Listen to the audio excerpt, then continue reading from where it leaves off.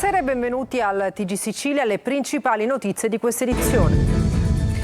Firmato ufficialmente l'accordo quadro per la ex Bluetech di Termini Imerese, salvaguardia dei lavoratori e rilancio dello stabilimento che una volta era la Fiat, evitati 550 licenziamenti. Migliorano le condizioni cliniche dell'arcivescovo di Catania Renna, operato d'urgenza per un infarto, adesso ha bisogno di tanto riposo, sentita la vicinanza del mondo religioso e istituzionale. Palermo, le mani della mafia sul gelato artigianale siciliano, dietro il misterioso fallimento a suo tempo della catena della gelateria Briochà, l'ingerenza della mafia di Tommaso Natale, 2 arresti per concorso esterno e bancarotta fraudolenta.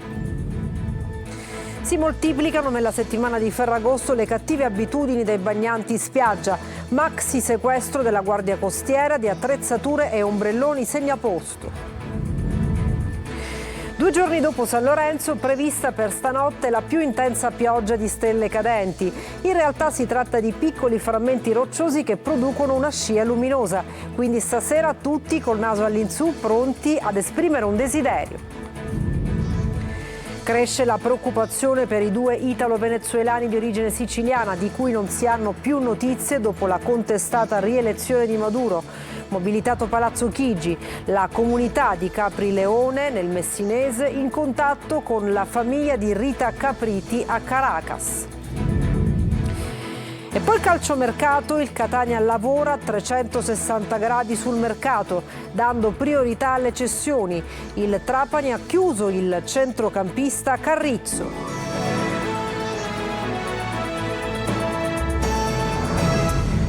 Bentrovati, dunque adesso è ufficiale, è stato firmato l'accordo quadro per la ex Bluetech di Termini Imerese, salvaguardia dei lavoratori e rilancio dello stabilimento che una volta era la Fiat, evitati 550 licenziamenti. Maglio viola.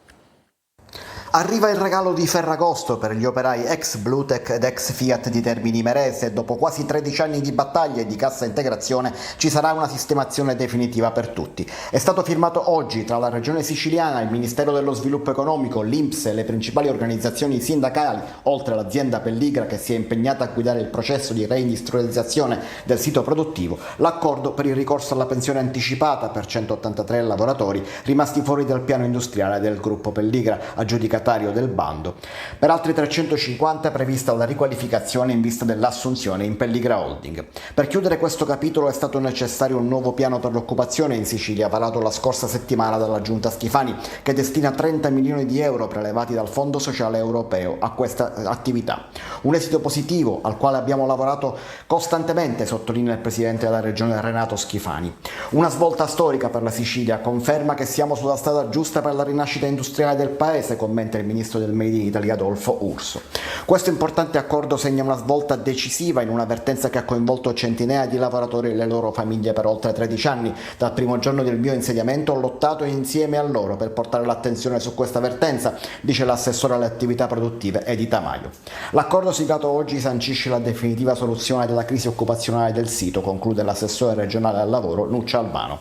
È una giornata importantissima per le lavoratrici e per i lavoratori, gli fanno eco Samuele Lodi, coordinatore della FIOM CGIL Mobilità, e Roberto Mastro Simone della FIOM Nazionale. Siamo soddisfatti perché finalmente è possibile attuare il percorso che auspicavamo di garanzia per chi ormai è prossimo alla pensione e di ripartenza per tutti gli altri. Gli fanno eco Marco Giglio, coordinatore della FIM CISL Nazionale, e Antonio Nobile, segretario generale della FIM CISL Palermo Trapani. Migliorano le condizioni cliniche dell'arcivescovo di Catania Luigi Renna, operato d'urgenza per un infarto. Adesso ha bisogno di tanto riposo, sentita la vicinanza del mondo religioso e istituzionale. Giusy Lazzara. Stabili e miglioramento le condizioni generali e cliniche dell'arcivescovo di Catania Luigi Renna. Dalla notte dell'11 agosto ricoverato al centro cuore della clinica Morgagni a Pedara. Il prelato è stato operato d'urgenza per un infarto acuto e trattato con angioplastica coronarica. L'ultimo bollettino medico riferisce che gli esami di laboratorio sugli indici dell'infarto sono in miglioramento e l'elettrocardiogramma è stabile, non mostra elementi negativi rispetto a ieri. L'arcivescovo ha trascorso la notte riposando e si sta alimentando regolarmente.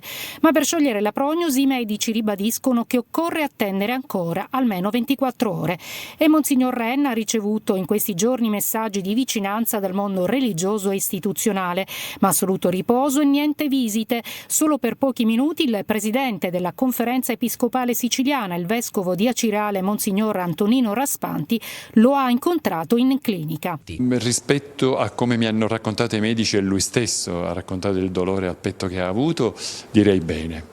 Naturalmente in grande attenzione, sotto osservazione costante, appunto in semi-intensiva, però i medici stessi sono soddisfatti come la cosa sia rientrata e ha bisogno di un po' di tempo perché i valori di vario tipo tornino nella normalità. Sembra esclusa la sua partecipazione alla festa di Sant'Agata d'estate il 17 agosto. La parola spetta al corpo, al fisico, ai valori, al cuore e ai medici. Quindi penso che decideranno, soprattutto i medici, che cosa lui dovrà fare nei prossimi giorni. Anche la diocesi di Bari Bitonto, sua terra d'origine, ha espresso vicinanza. Affidiamo il caro Don Luigi all'intercessione di Sant'Agata. E dal mondo istituzionale il presidente Schifani e il sindaco di Catania Trantino hanno inviato messaggi di affetto per una pronta guarigione. Regione e Conferenza Episcopale Siciliana a braccetto per pianificare azioni condivise per ambiente e siccità. Ad Acireale l'incontro tra il neoassessore all'agricoltura Barbagallo e Monsignor Raspanti. Tonino De Mana. La Regione e la Conferenza Episcopale Siciliana a braccetto per pianificare azioni condivise e dare un supporto all'agricoltura, cuore pulsante di una regione, alle prese con siccità, carenze idriche, rischio desertificazione ed emergenza occupazionale. Un confronto fortemente voluto dal neoassessore all'agricoltura Salvatore Barbagallo, che si è intrattenuto ad Acireale con Monsignor Antonino Raspanti per un dialogo a 360 gradi ed un focus sulle principali sfide che interessano il settore agricolo, con particolare attenzione alle problematiche sociali ed economiche che impattano sulle comunità locali. È un momento di grande difficoltà per le imprese agricole, per gli imprenditori. La carenza d'acqua purtroppo è stata rilevante perché siamo al secondo anno consecutivo di siccità e quindi le ripercussioni sulle disponibilità idriche sono state veramente pesanti. E la crisi idrica è il principale problema, ma non il solo. Bisogna intervenire sugli invasi.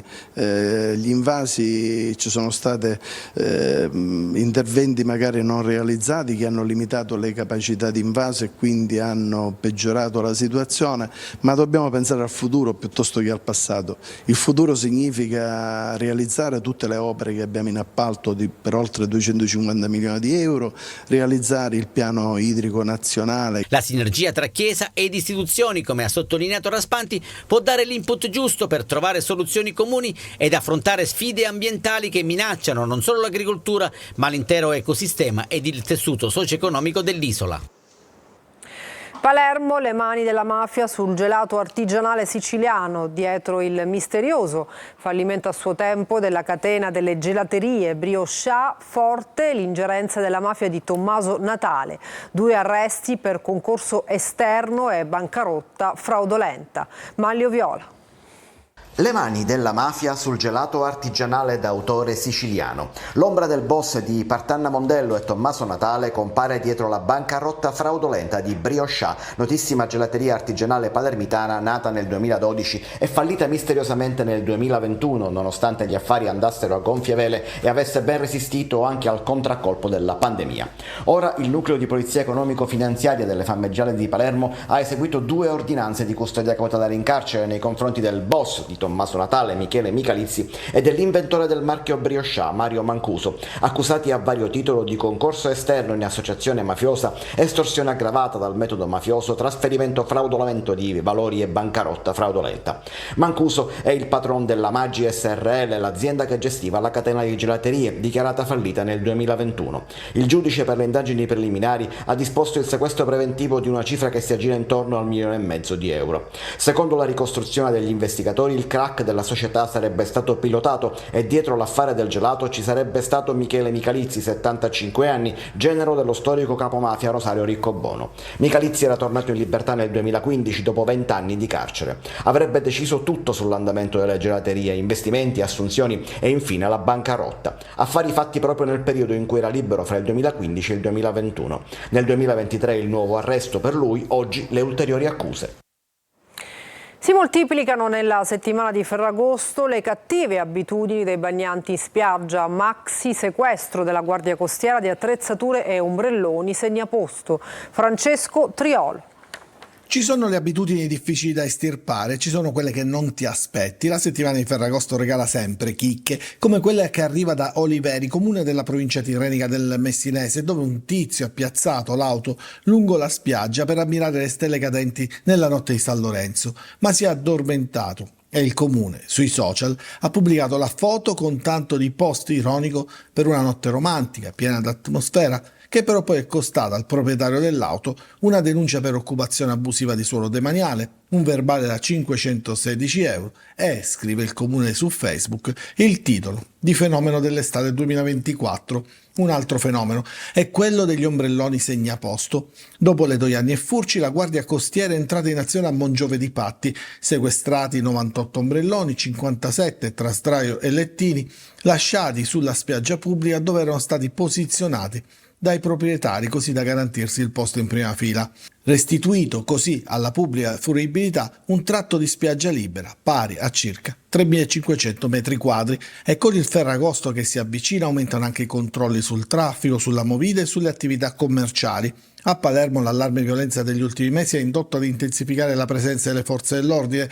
4 le persone denunciate dai carabinieri, 6 le patenti ritirate e 3 i mezzi sequestrati. Sul fronte dei controlli contro la mala movida in centro città invece sono state identificate 156 persone, controllati 25 veicoli, accertate 6 violazioni del codice della strada ed elevate sanzioni pari a 3.500 euro. E sono pronte adesso le ordinanze antifalò e tendopoli in spiaggia, un'altra abitudine contro la quale i sindaci dei comuni devono fare i conti ogni anno, soprattutto a Ferragosto. Organizzava crociere di lusso tra le Egadi senza alcuna autorizzazione con l'impiego di personale in nero. I finanzieri del Roan di Palermo e della sezione operativa navale di Trapani hanno elevato una maxi sanzione da 15.000 euro e ritirato la licenza di navigazione e la sospensione della patente nautica all'armatore di un caicco del Trapanese. Il comandante a bordo avrebbe detto ai finanzieri che le persone a bordo erano amici e che si trovavano nell'imbarcazione per fare una vacanza. I controlli incrociati hanno fatto emergere invece che quella era una mini crociera che veniva sponsorizzata su diversi siti internet. E del sub Raffaele Assin, di 67 anni, il corpo recuperato a 147 metri di profondità dai vigili del fuoco dell'unità navale di Reggio Calabria, impegnati a San Vito Lo Capo per la ricerca dell'uomo scomparso qualche giorno fa, dopo un'immersione a Calampiso.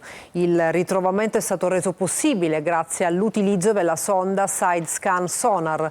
La figlia ha riconosciuto il corpo. E cambiamo argomento. 2 giorni dopo San Lorenzo, prevista per stanotte la più intensa pioggia di stelle cadenti. In realtà si tratta di piccoli frammenti rocciosi che producono una scia luminosa. Quindi stasera tutti col naso all'insù, pronti ad esprimere un desiderio. Francesco Aloi.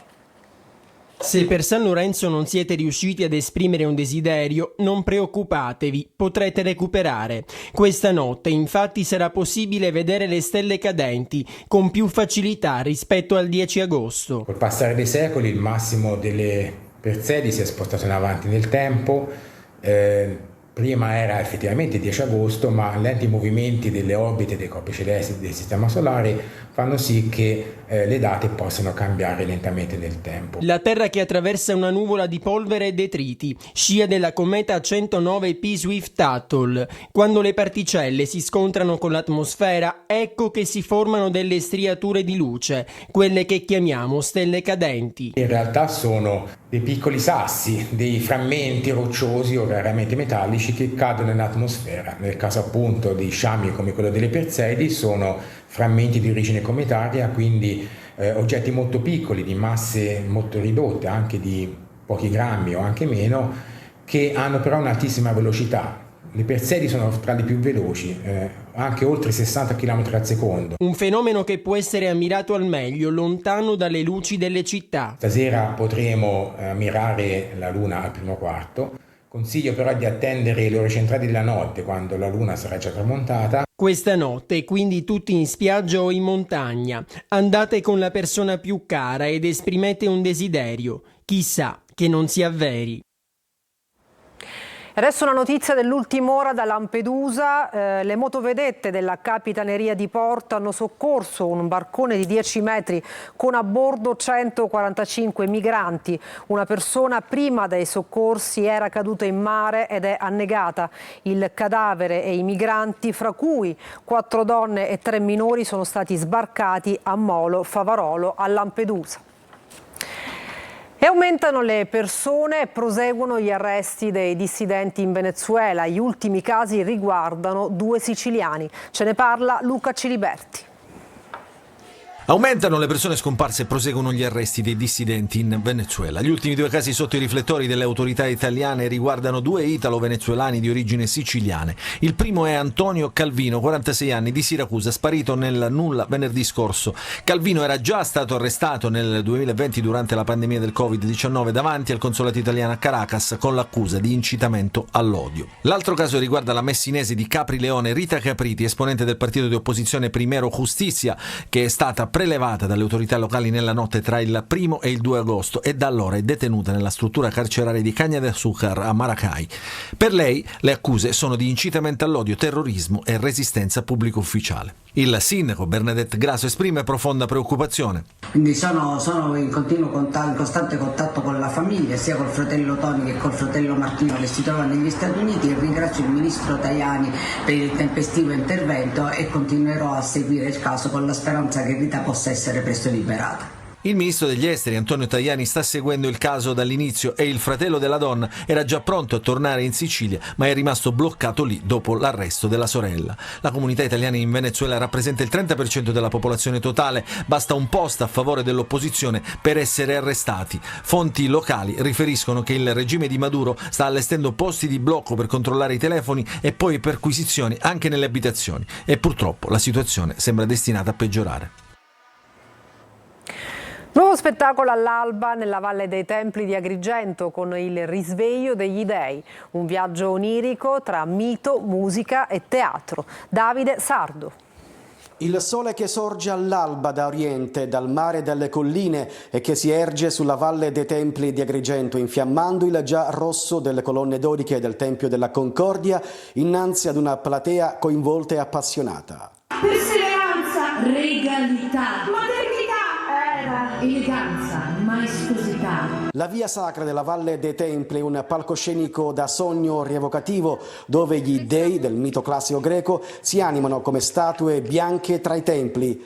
Danze, canti e scene teatrali alimentano un'esperienza unica in un abbraccio di emozioni. Dimmi cosa è vero, dimmi cosa pensi se non credi negli dei. Guarda il mondo senza noi.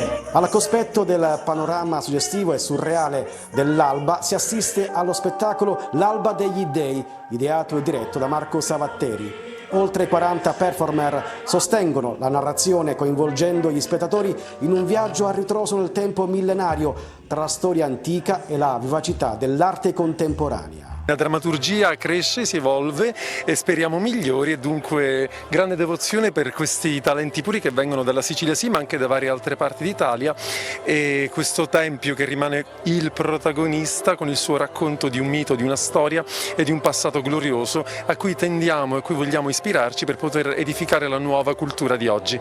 Entusiasti gli spettatori. È bello vedere Agrigento splendere con queste iniziative, è davvero emozionante. Sì, questa è la prima volta e ne è valsa veramente la pena. Sì, assolutamente, molto bello, emozionante. L'Alba degli Dei è un ennesimo successo che conferma l'arte di coniugare il patrimonio culturale della Valle dei Templi con la creatività e la passione di talentuosi artisti. Adesso una pausa, tra poco lo sport.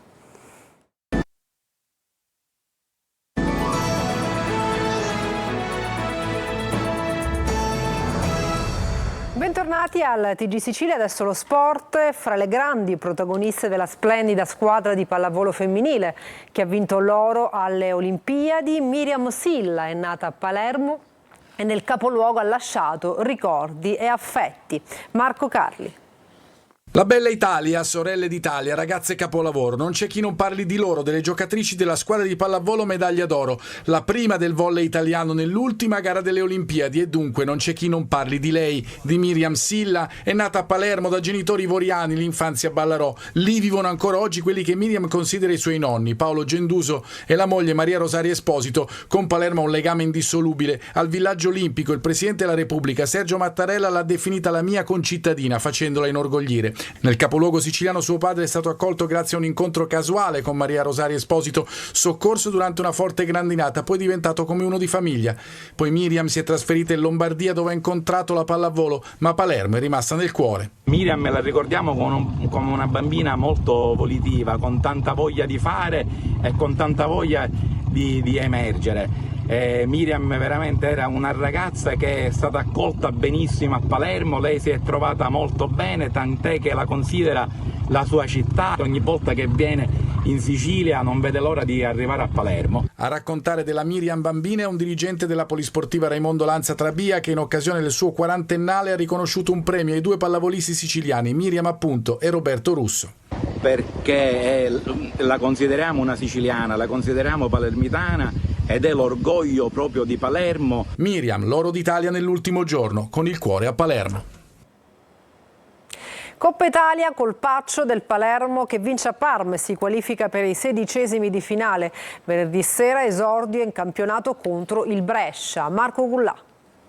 In presa, il Palermo batte in trasferta il Parma per 1-0 grazie al gol di Insigne e vola ai 16esimi di Coppa Italia dove incontrerà il Napoli. Una vittoria di grande prestigio per la formazione di Dionisi che vince contro una squadra di categoria superiore, ma si sa che il calcio d'agosto può nascondere insidie e allora dopo il rigore sbagliato dal Parma con Mann, grande parata di Gomis, arriva alla rete nel finale di tempo da parte di Insigne che in un fazzoletto di campo riesce a trovare lo spazio per concludere e mettere alle spalle di Cici Zola. 1-0. Secondo tempo che inizia con il Palermo che prova a gestire il risultato, il Parma attacca ma con confusione, i rossa si difendono e provano a chiuderla ma non hanno l'occasione giusta. Nel finale ancora Gomis salva il risultato su Circati, il Parma non pareggia e finisce così. Il Palermo alza le braccia al cielo, vittoria e passaggio di turno. Sono stati episodi. Negli episodi siamo stati bravi perché Alfred ha parato il rigore creato da una situazione dove la palla ce l'avevamo noi, quindi una nostra leggerezza, però insomma è stato un episodio decisivo poi per il risultato finale. Siamo stati bravi perché poi realmente abbiamo anche creato meno di quello che avremmo meritato, soprattutto nel primo tempo dove abbiamo fatto volume di gioco. Ero molto soddisfatto di quello che avevamo fatto tranne della finalizzazione che era un po' mancata. Nel secondo tempo eravamo un po' stanchi, il risultato ha condizionato un po' la gestione della palla dove potevamo probabilmente fare un po' di più, ma la partita è stata positiva. Prossimo turno con il Napoli, ma il Palermo venerdì sarà impegnato in campionato contro il Brescia al Rigamonti nella prima giornata di campionato. Adesso il calciomercato, il Catania lavora a 360 gradi sul mercato dando priorità alle cessioni. Il Trapani ha chiuso per il centrocampista Carrizzo. Sergio Colosi.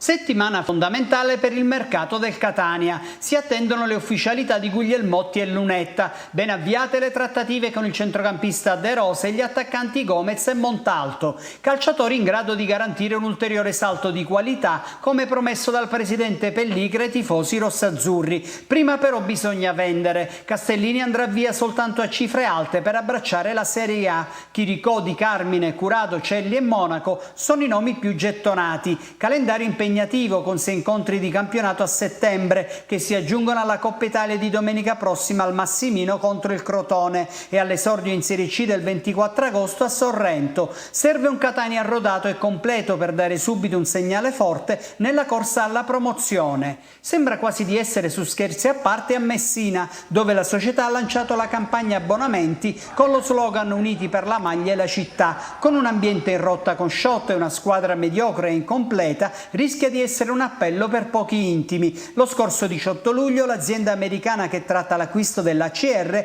ha inviato un accordo preliminare a Sciotto, accettando le sue richieste ma senza ricevere risposte. Sul mercato potrebbe tornare Rosafio, ma la SPAL cerca una soluzione per la sua cessione definitiva e non il solito prestito tanto caro al Messina. 2 anni di contratto del Trapani al jolly di centrocampo Giuseppe Carrizzo, che negli ultimi 2 anni con il Cittadella ha giocato 67 gare in Serie B con 4 gol e 3 assist.